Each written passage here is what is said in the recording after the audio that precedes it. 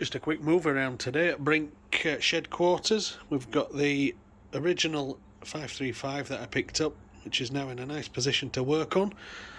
I've put my XJ back there because it won't be going out for another month. I've been taking stock of the parts that came off this and seeing where we are, and I've got room to get the other XJ in there, so that's good.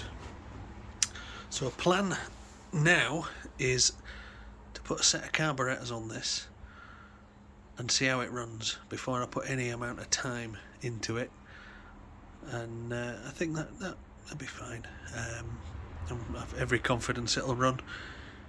Before I took the carbs off, it did crank over on the starter, so I'm just going to connect a battery up and stick the carbs on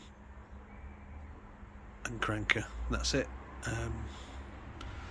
From there we will we'll resurrect. We'll go through everything that's needed, which is quite a bit by the look of it.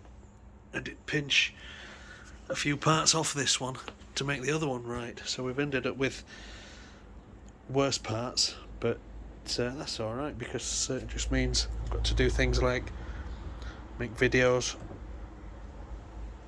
of refurbing suspension and stuff.